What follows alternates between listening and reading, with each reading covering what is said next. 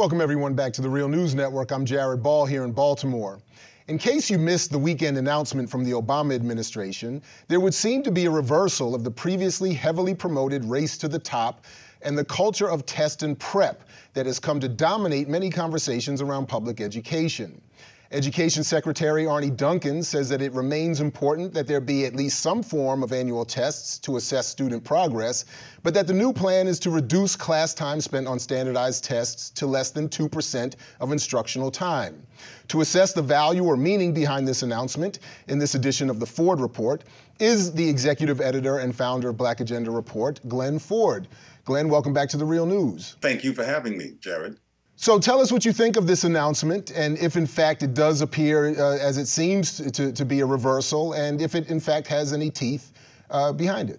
There are no teeth behind it. The president says that he'll come up with new guidelines in January. The trimming down of the time that they say will be spent on these tests is small. Nothing essential is going to change, and of course nothing can change in terms of this administration, its relationship to testing and its relationship to charter schools, and they are inseparable. We can't look at one without looking at the other.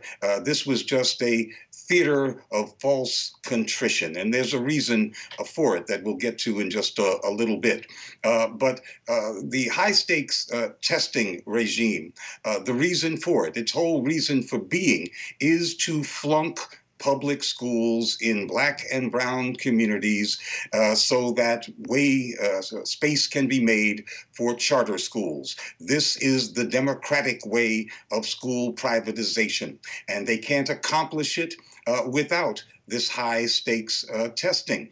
President Obama has thrown the whole weight of the federal government behind charter schools. That's why he's behind high-stakes testing. He has become the biggest privatizer of public education in U.S. history. That is bigger than George Bush, much worse than George Bush. He's already shifted billions of dollars in public monies away from the conventional public schools and into the charter schools. And he's created the conditions that have led to the firing of tens of thousands of Black teachers. And in fact, under his regime, we see more Black teachers being fired than at any time since the desegregation era, the school desegregation era of the 50s, when Black teachers were fired en masse. Now the same thing is happening again under the guise of education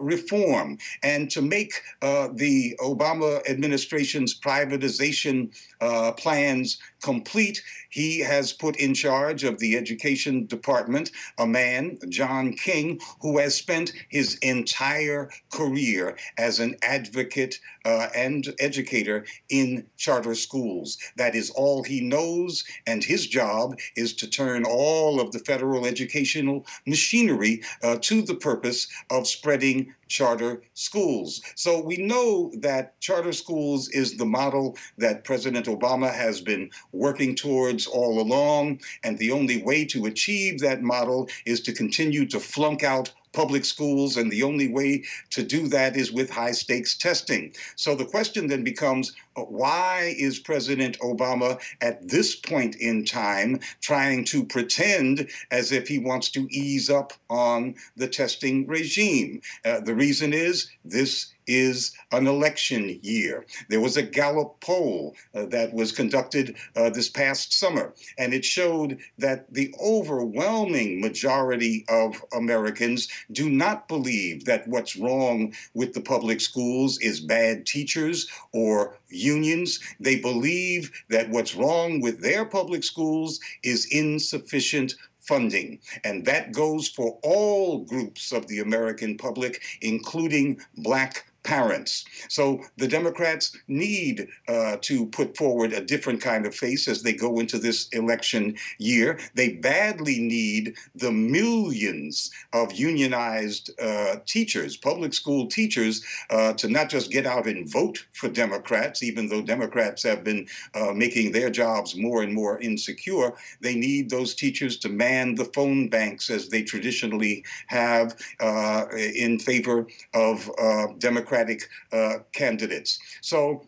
Obama's act this past week, his apology, was all a kind of theater of lies, but what we know his legacy will actually be having sold public education down the river. And that's a hell of a legacy for the first Black president. Glenn, if I can just very quickly, to get you to respond to a couple points, again, just very quickly.